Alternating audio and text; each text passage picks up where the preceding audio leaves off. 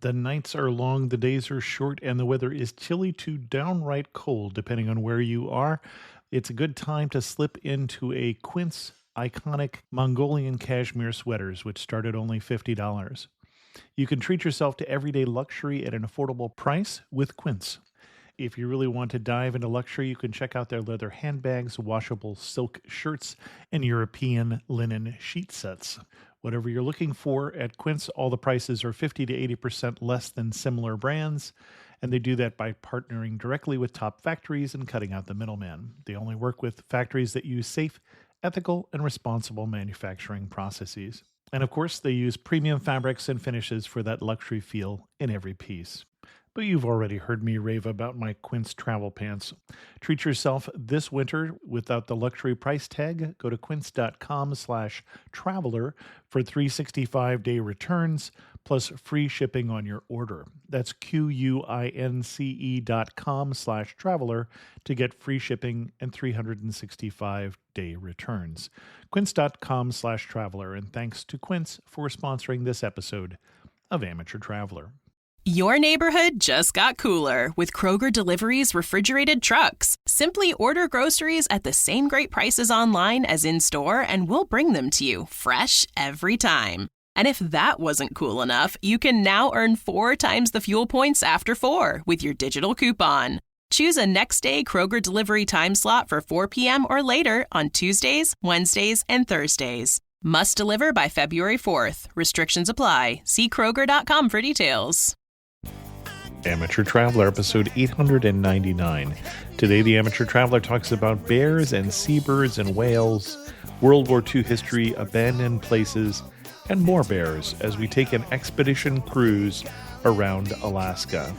This is Chris Christensen from Amateur Traveler. Let's talk about an Alaska cruise. I'd like to welcome back to the show friend of the show, Susan Portnoy from SusanPortnoyPhotography.com, who's come to talk to us about an Alaska cruise, but not the one you're thinking of. Susan, welcome back to the show. Hey, Chris, thank you so much.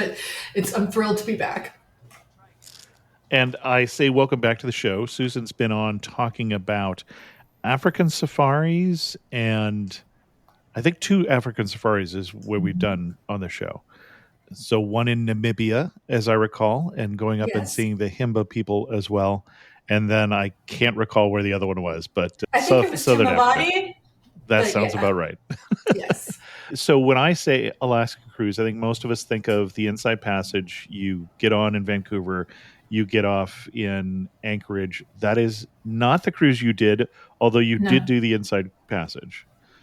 Yes. The cruise that I was on was 18 days, and it went from Nome to Vancouver, and through that we went through the Inside Passage. But I think when most people think, as you mentioned, about Alaska cruises, they wouldn't think of this. It's much more intrepid, much more remote locations, and places that are part of Alaska you probably wouldn't even know were. Excellent. And you went with a brand that people have heard about if they've been listening to this show for a while, but may not have heard about otherwise, which we normally associate with Norway, and that's Hurtigruten. Hurtigruten, and absolutely. I have no idea whether I'm saying that correctly, but my Norwegian is rusty. It sounded wonderfully Norwegian. Well done. Excellent. And why should someone do this cruise? I think it's not going to be for everybody. It is a long journey. It's 18 days. That is music to my heart, but may not be for everyone. But it's also more intrepid. It's not the kind of trip where you've got a lot of boardwalks and stores and places to hang out, which you might do and have in Juneau or Haines. We went to uninhabited islands. One was, for example, St. Matthews, which belongs to Alaska. Very few people know that. And more people have climbed Everest than been on St. Matthews. Huh. Okay. It's very cool. I was going to say, what itinerary would you recommend for us? But of course, you have a fixed itinerary here. Tell us more about your trip. Sure. So as I mentioned, we went to St. Matthews. And for anyone who's a birder, by the way, this is definitely a trip you want to consider.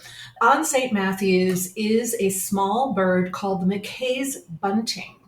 And from what the ornithologist, Lancy, on our trip discussed was the fact that it is basically the holy grail of sightings because it's an incredibly rare bird and it only breeds on St. Matthews and a sister island very close, whose name I completely don't know.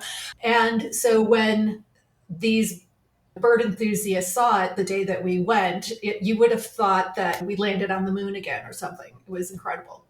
Another thing that we did was that we went through the Pribilof Islands, which is St. Paul's, and that was wonderful because it had a lot of history and wildlife, believe it or not. So St. Paul's is a fishing community. It only has about 400 people. It also has a few thousand fur seals that live there. And it's an island that the people often live off of the subsistence, and so they do seal harvesting. What I found fascinating was the small town and the Russian Orthodox church that was there, and just the people, just really lovely, gracious, inviting people. And let's back up a little bit here. You're starting from the north as you're No. telling us this. So you started in Nome, flew into Nome.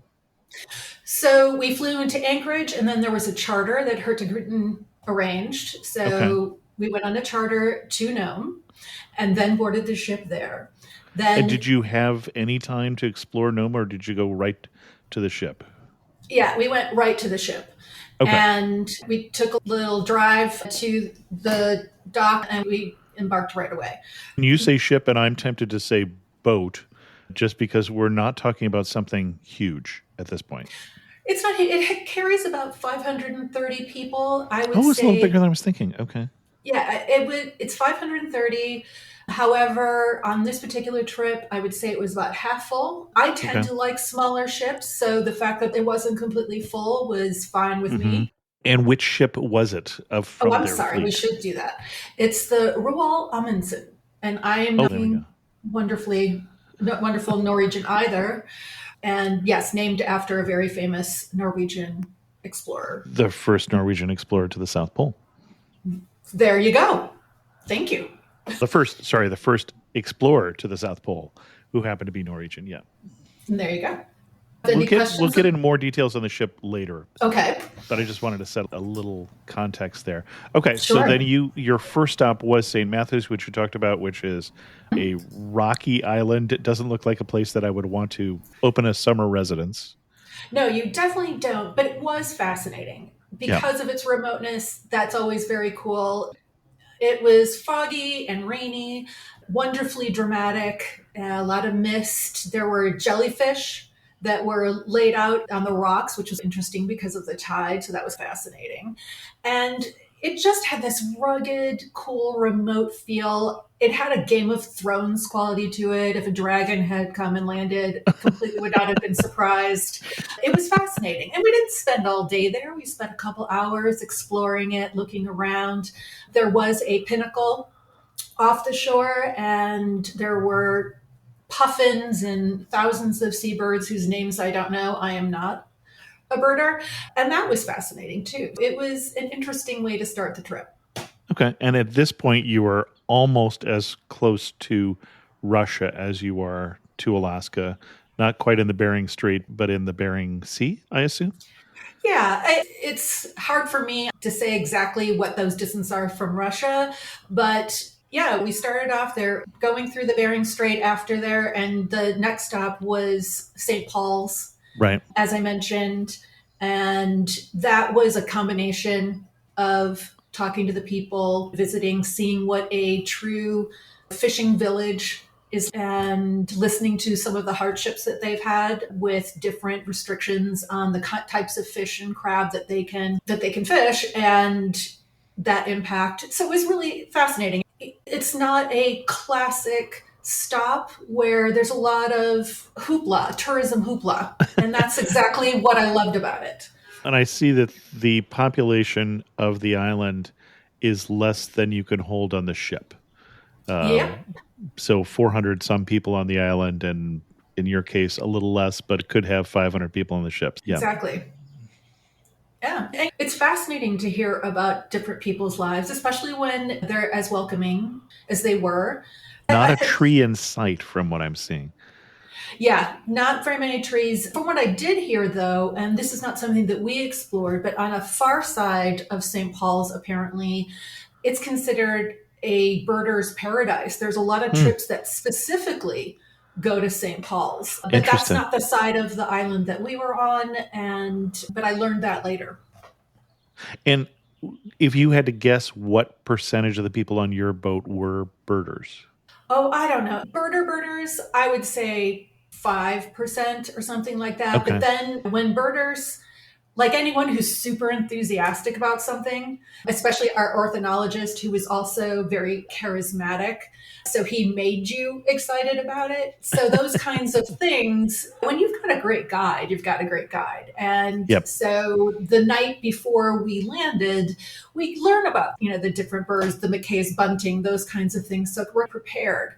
Fur seals, we got to see them from a distance, but the beach that they were really inhabiting was closed at that time because they were just concerned about people getting too close and getting hurt because there were so many seals there. But it was fascinating to watch them and hear them. Excellent. Where to next? Then we headed to the Aleutian Islands. I knew very little about the Aleutian Islands. It's a 1,200-mile archipelago that reaches almost to Russia from southern Alaska. Hmm. And in total, there's about 8,000 people that live on the archipelago. Hmm. And 4,000 of them live on an island called Unalaska in Dutch Harbor.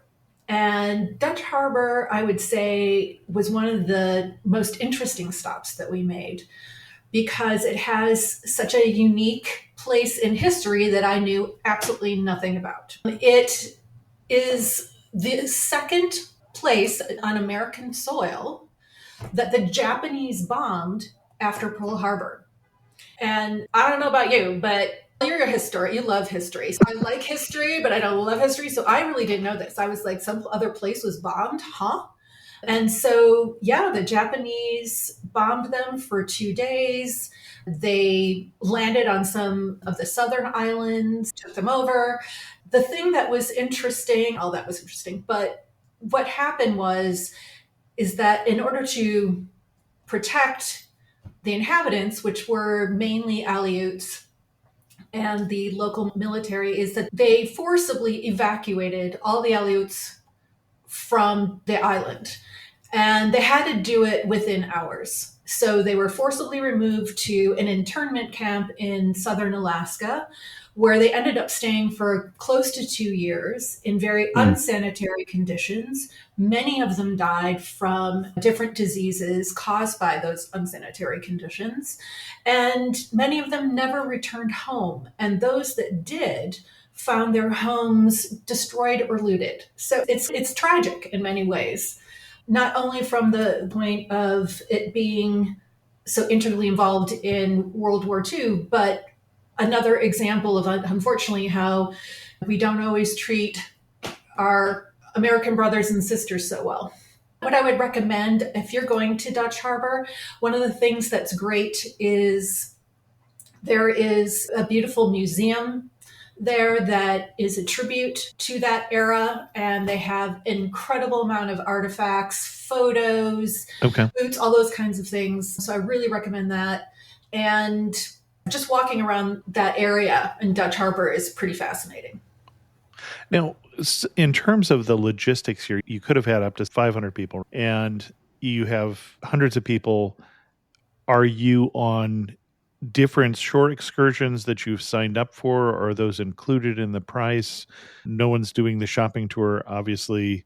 Are you getting to choose what you do at St. Matthew's or St. Paul's, or is everybody doing the same thing but in smaller groups? It was a combination. Okay. So depending on the location that we were at. So St. Sure. Matthew's, we did it in shifts. There was like a Hmm. morning and maybe 3 different shifts. So there was like 60 people at a time that would go for people who wanted to. And we would take Zodiacs to St. Matthew. There were other Okay. places that had more infrastructure that offered various tours and things. In regard to Dutch Harbor, we were able to actually dock there, not just more several thousand feet off.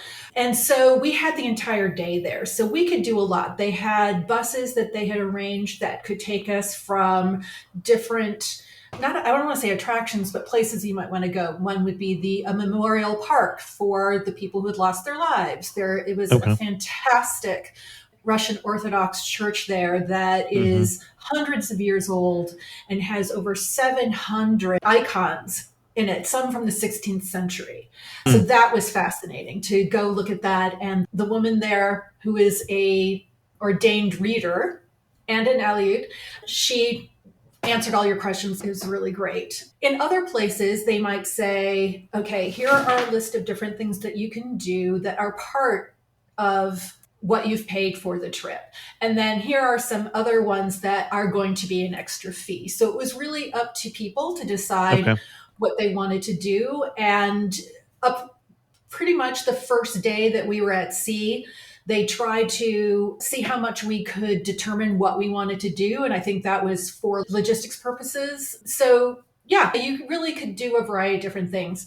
I have to say that some of those extra costs were definitely worth it. But then again, those who didn't do them, I didn't hear them complaining either. So really whatever your budget calls for, it just depends. Some of the things, it's because anything that the ship can manage, their guides using everything, that's fine. But if they have to subcontract an outfitter, someone who has a boat to take people whale watching, that's going to be an extra cost. Sure. Got it. Ah, bon chien. Bonjour, je suis Theo, a tour leader with Explore. And this is Punti. He's helping us find truffles under the trees next to this beautiful vineyard. Maybe for tomorrow's cooking class? We call it Semillon heure. Parfait. Semillon o'clock.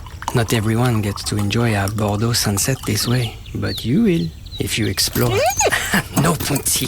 Search exploreworldwide.com and don't just travel, explore.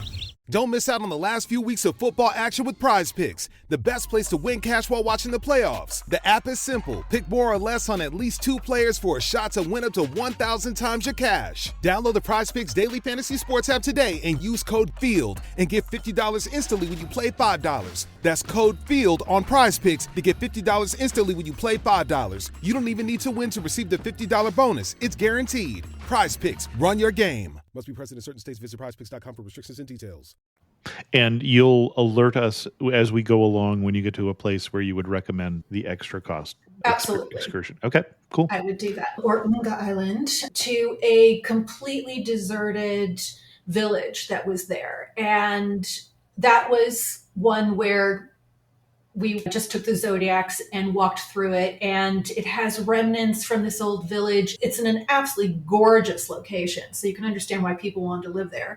It was a fishing community and a mining community in the early 1900s that slowly died off as fishing and mining fizzled out in those areas. But I love abandoned places, so I do as well. was fascinated, and photography-wise, couldn't get better. And we mentioned Susan's photography site, which will be linked to the show notes. Do check out her photography. She is a wonderful award-winning photographer. You say it was beautiful. I imagine that might depend on what time of year I go there. What time of year was your cruise? It was in July. It was in later July of 2023. Yeah. 2023, exactly.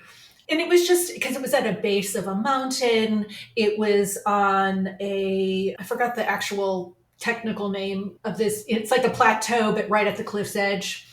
Okay. And you could look out over just so much beautiful water and other mountains in the distance. And it was just gorgeous. And it was fascinating to see where they lived, how they lived. There was an old metal bed frame in one of the homes. And of course, that gets my mind going, who was the last person that slept there? I always get into those kinds of who closed the door last and blah, blah, blah. Who are the last people that ever saw this? Or who were the first people to walk in that door? I can keep myself entertained for hours on things like that. And you're there at part of the Alaska Maritime National Wildlife Refuge is what it is now. Yeah. Got it. Absolutely. And so after that, we were heading to Chignik. And what was really great is the thing about Alaska, which is so wonderful, is that the wildlife is everywhere. Yes, you can go on specific whale watching tours when you visit a particular destination or what have you, but we were sailing and I spent a lot of the time at the bow at the big observation deck, and there was always a guide, someone who was well trained and educated in whales or birds, what have you. And there were a whole slew of humpbacks lunge feeding.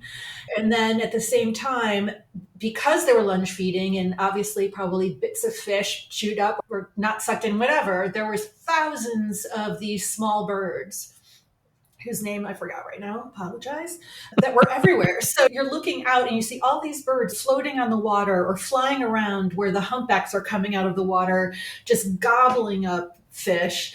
And we were able to watch them for close to an hour, just do their thing. And humpbacks are fascinating. So I love that those kinds of things throughout the trip were constantly entertaining and giving us a real idea of how gorgeous and special Alaska is. Excellent. The next place we went to was a place called Chignik, another small fishing village, very tiny, like 36 people live there year round. It expands somewhat during the summer months. And that one was probably my least favorite. Okay. Because there was not a lot of people to interact with. You could walk around, you could see what it was like. Some of the areas were not allowed to go because bears had been sighted. There's that. But what was wonderful is there's a lovely woman who owns a bakery there, and it's called The Bakery, who made, I know, right? Yes, you don't have to have another name when you're a small town. Okay. A fantastic, she's been doing it for years and years, and she had woken up at something like 5 a.m. or whatever to make fresh donuts, a whole different types of fresh donuts that were spectacular. And we learned that there are fishing captains from all around the region who come specifically there to get donuts and other goods from her, and boats sometimes if they know that she's there. She lives in the States part of the time and in Chignik. And if they know that she's there, they will go out of their way to come and get donuts. So that was lovely. And it was delish. I suppose if they opened another bakery in a town of 90 people is what I'm saying, 97 people, it would just be called the other bakery. But exactly. But I did love it. And that was, I would say, half a day. And then later we ended up at Geographic Harbor, which is in the Katmai National Park. And that was phenomenal because we took, again, we went in different waves throughout the day in terms of 60 people here, 60 people there. And it's absolutely gorgeous. And then it's really well known for its brown bears. And wouldn't you know it, we are chugging along there in the Zodiac, and Mr. Brown Bear comes out and he's just looking around on the shore. He's turning over rocks, looking for insects. Could not have cared less that we were there. Walked right past us at a pretty close distance. He came to us and then went on his way. And so that was thrilling. Gotta love that. And that particular outing was very much about seeing the bears. We saw multiple bears and just taking in the beauty of it all. And that reminds me of what we missed when we introduced you at the beginning, was that the last time you were on the show was a small boat cruise in the Great Bear Rainforest. Yes, I have seen many pictures of bears that you have taken in, especially I remember the ghost bears. Anyway, I apologize for forgetting that. Obviously I did too. So there we go. Yeah, that was a great interview. Thank you very much. So from there, we went to Kodiak. And on that island, we had different things that we could do. I did not take a special trip, and I'll be honest, I don't remember exactly what else was offered because I already knew that I was going to go to the Fort Abercrombie historical site where there were tons of trails, and I was really looking forward to hiking, and the trails went through deep forests and along lakes and along the coastline. And I knew that's really my thing. And so I wanted to do that. There's also World War II artifacts there, old bunkers. And inside one of the bunkers, they have a small little museum as well. So again, fascinated by things that are abandoned, and just a beautiful day to get some exercise. A lot of times when you're on those Zodiacs, you may be moving around a lot, but you're sitting. So I really enjoyed having the opportunity to hike and myself to take it all in. So that was great.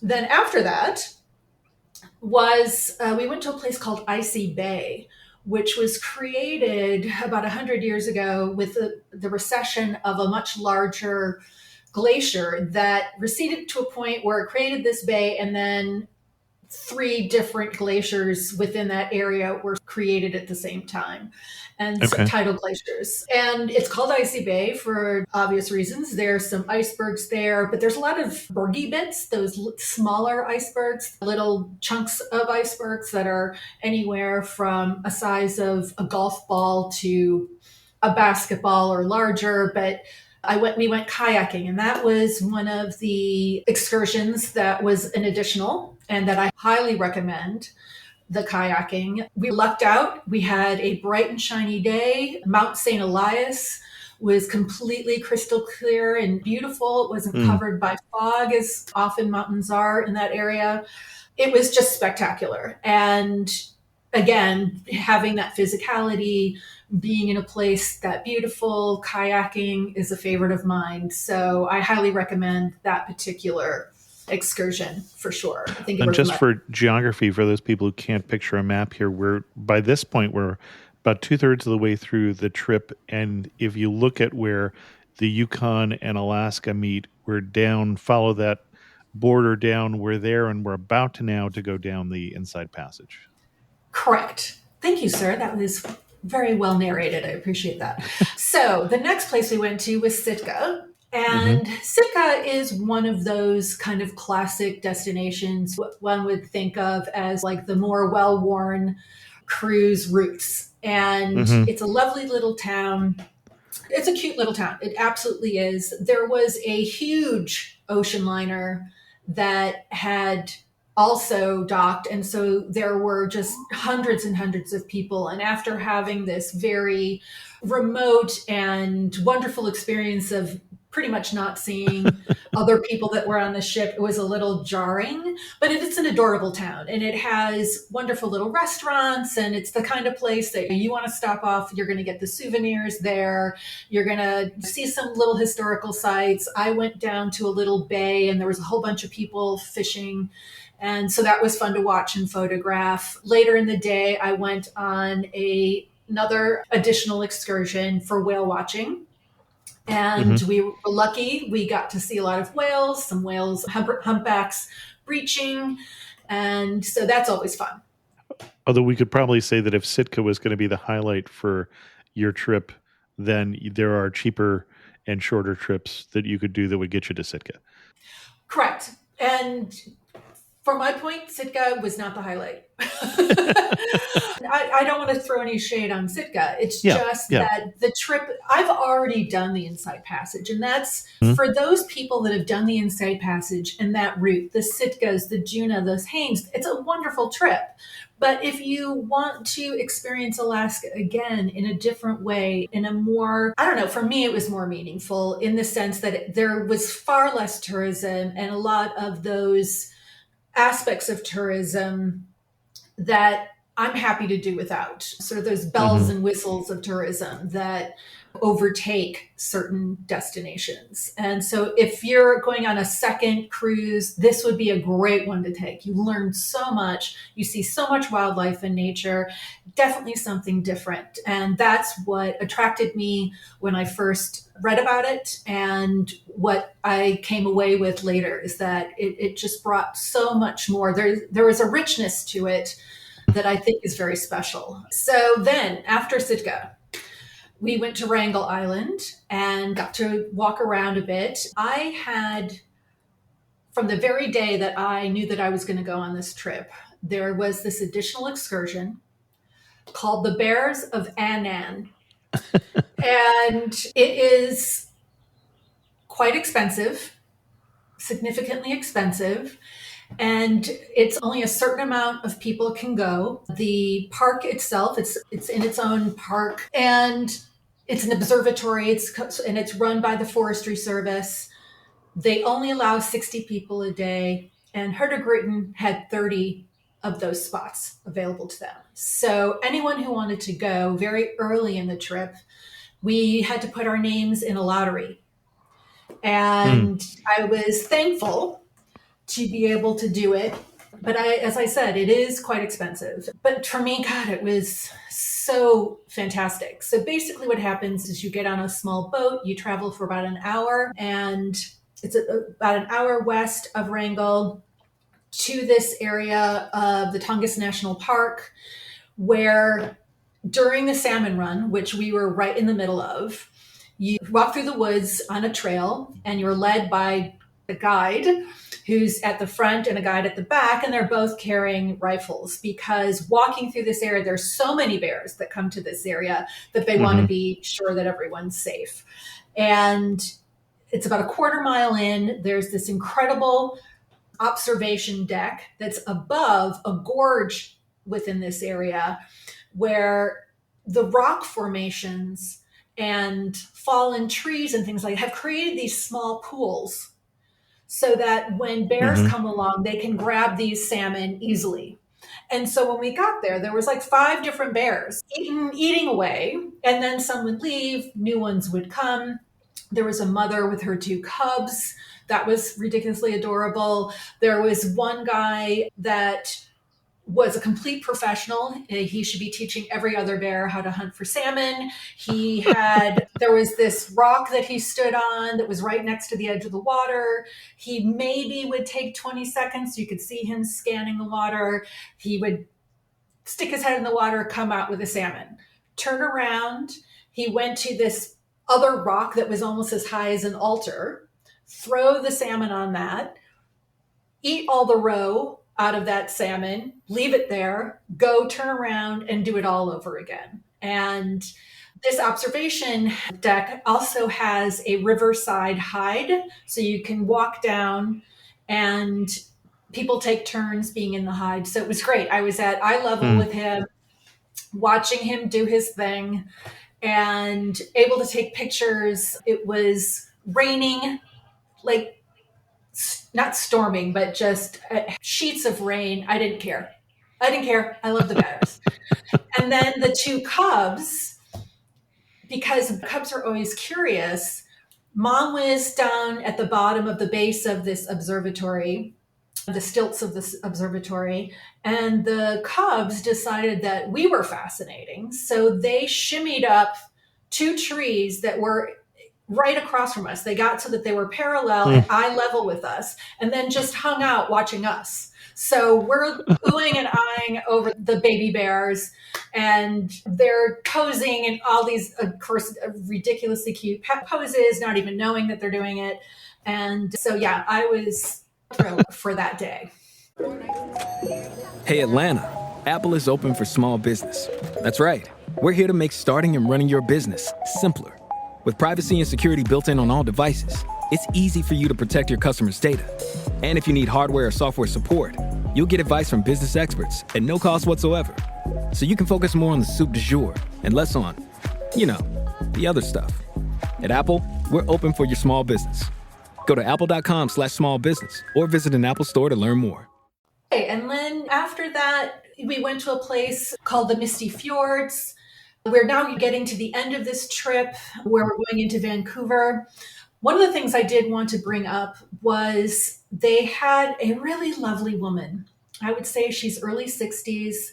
Her name was Norma, and she was Yupik. And it was the first time that she's ever done this, so she was very excited. But they basically had her come on the trip to tell us about her life and the Yupik culture. And she wasn't polished. She didn't have a perfectly formed presentation. She just showed different photos from her family album. and told us what was going on. And it was fantastic. We saw her 4 times, and then during the day, she would also be with us on different trips. She was walking around the boat. She was lovely. We got to learn so much about what it was like to grow up in that area as a Yupik. Her family was completely subsistence living, and it was so special to have her there in quality time and to be able to really interact. And it wasn't just her coming in, giving a lecture and leaving. It was one of the best aspects of the trip, I have to say. One of the things I've always enjoyed with different people groups and how they're referred to is how many of the people that the name of the people, when you translate it into the original tongue, is like the people. And Yupik is real people. Right. It's like, we're the real people. Everybody outside here is not. Yeah, the fake people. The exactly. Fake people, the other people. Exactly. The Wrangell was pretty much the last big ta-da. And because then the misty fjords around there, I guess the tides were very precarious. And so we really couldn't spend time there. And then we headed into Vancouver. It was a wonderful trip. It goes from north to south, Nome to Vancouver, which is what I did. It also does south to north. But I really liked the north to south because we went on this historical, remote islands, learning all about that. And then as we came around the Aleutian Islands, heading north up again and to the Inside Passage, we went into even more wildlife and kayaking and different things. The Bears of Annan was an incredible way to sign off on this trip. And I think if I was going south to north and did the Bears of Annan first, that's a big thing to happen right away. Although you could have gone south to north and not won the lottery and gotten on that trip. Oh, shush. Yes, that's very true. That's very true. I could have, but I did get the lottery. So I'm just saying, I really liked the flow of it. Sure, both trips are going to be fantastic either way, but I really did going north to south. I thought it just felt good to me. And it was wonderful. It was an incredible trip. The thing I like about expeditions and the smaller ships, this 500, and this was probably one of the larger ships I've gone on for an expedition. Yeah, it's funny to think of a 500-person ship as an expedition ship because I'm used to thinking 100, 200. So we're expanding the definition, but definitely in terms of the itinerary, this is an expedition style cruise for sure. That's a great way to say it, yes. And it's probably the largest that I've been on for an expedition. And I tend to want to do the smaller boats. If I could just go with 20 people like I did in the Great Bear Rainforest, I would do that. But this trip is not offered. This route is not offered by many other companies. And in fact, I think this and another company I never heard of were the only two that were in these areas in July. So it really is a special trip. And what I do like about expeditions is that people who take them tend to be of like-minded. So when everybody's oohing and eyeing over wildlife, it's easy to chat people up. I was having dinner and lunch with different people throughout the trip, got to know a lot of different people. And I think that's important because when you're on different kinds of cruises, river cruises or things like that, where really it highlights you and whoever you're traveling with and you're more in a bubble. That's why I like expedition, because I can travel alone and really not feel alone, but then be alone if I want to. So I liked it. And I recommend when you're on a larger ship, I've said this on other episodes, that if you want to meet the more adventurous people, you do the more adventurous shore excursion. When you're on an expedition ship, you're probably there already. Exactly. Right. You know, people who say, hey, I want to go to the Aleutians. I want to go to these little islands in the Bering Sea. You're probably pretty much weeded out the people who are going to be complaining in the buffet line and things like that. Now, in terms of the shipboard experience, you have at least, I think, I counted 4 days at sea, and it depended. Some of the days you were in the inlets in southern Alaska. So it's a day at sea, but it's a day sightseeing at sea, not just in open water. So, what is the shipboard experience like? I'm assuming that there's art auctions and a casino and shows at night at None the of big those. ships. None of those. Which makes me so very happy. Oh, so very happy. That is not the experience that I look for when I go on expeditions. So thankfully, no. There are various lectures. There was Yeah. a running track on the top deck, which I Okay. used every day to get my steps. But the secondary reason that I did it is because I was on the top deck. As I Right. went around, I could search for whales. I could look for spouts and things like that. And as soon as I saw something or I heard people on the observation deck, ooh and ah or something, I was always with an earshot to know if I should run down and check out Get your whatever camera. wildlife was there. Yeah. Exactly. So I did that. There's a gym. I'm not so much a gym person, just in general. A lovely sauna. Of course. Um, Yeah. Of course. There was a small spa. I A really sauna did. with a view, it looks like. Oh, yeah, it's gorgeous. It's all light wood, as one would be in the Scandinavian world, with a giant picture window. And so that was fantastic. I like a sauna. I've never been one to be able to stand extreme heat that long. So I'm not in there for a long time. But I do love how it does make you feel and relax. There are pools, there are hot tubs. There's a lot of different sort of science lectures and things that you can do. They have a very extensive video library, so you can watch movies. I had a suite with a balcony, and quite often, because they had intership video, I could watch the lectures from my little recliner with a glass of wine. So that was awesome. Or I could be with everybody, depending on what I was feeling that night. There are 3 different restaurants. There's I'm going to say this wrong, but the Aune. Okay. AUNE. Yep. AUNE. Sorry, whoever's Norwegian and heard that. And that's the main dining room. And that's Okay. where most things are buffet. The breakfast and lunch are buffet. Dinner is then a seated dinner. I love those. You can just get exactly what you want. There was a much more fine dining restaurant called Lindstrom.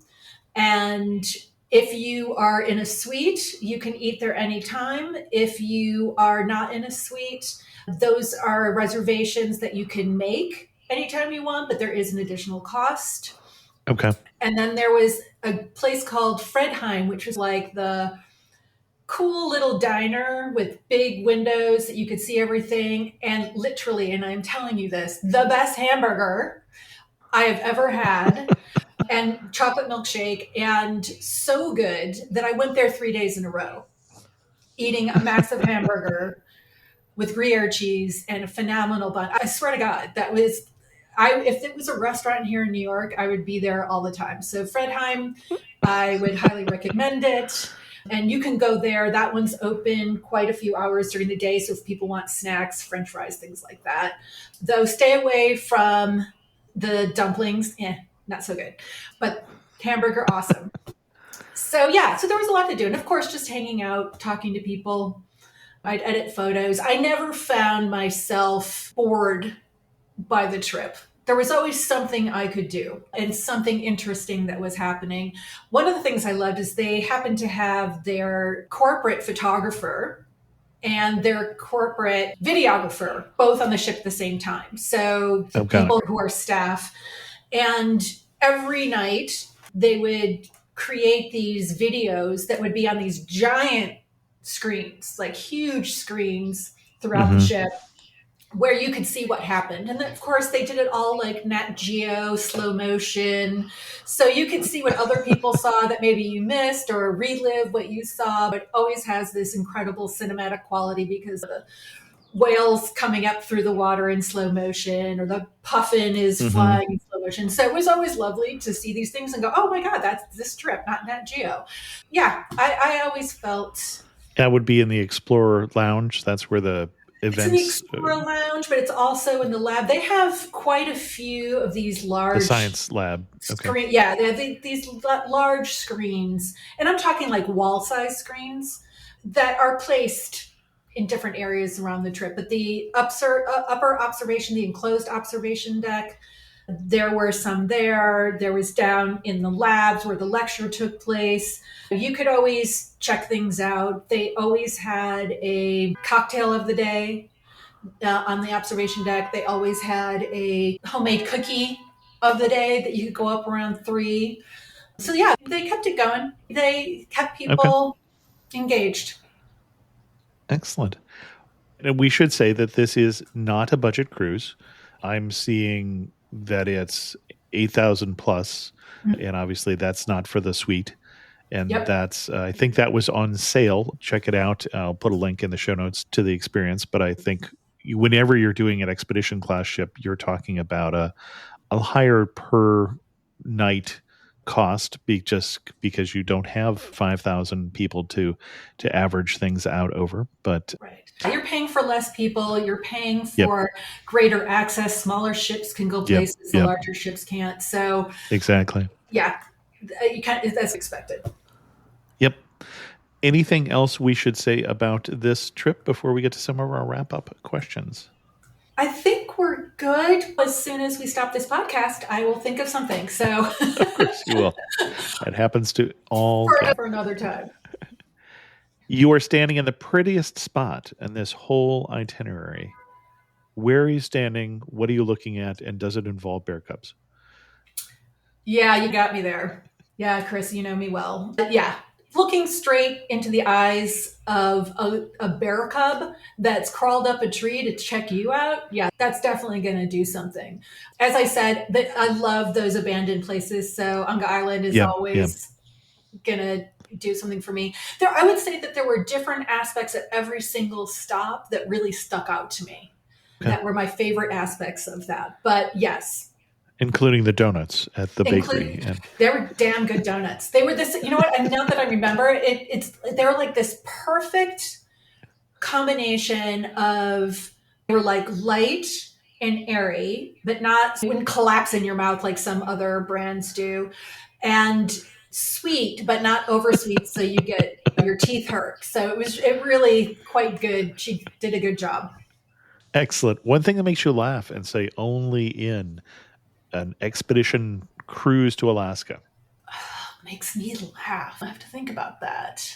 I don't know if it's only in Alaska, but in places like that, it's the only places that are of that quality where there's so much nature and things around you. It's like, only in this place perfect example, only in this place are you eating dinner like I was, and then you find out that there's whales and orcas that have been seen, and you like drop what you're doing and put your silverware down and run to the observation deck. And everyone in the restaurant's doing the same thing. So it's that kind of trip, and Alaska certainly delivers.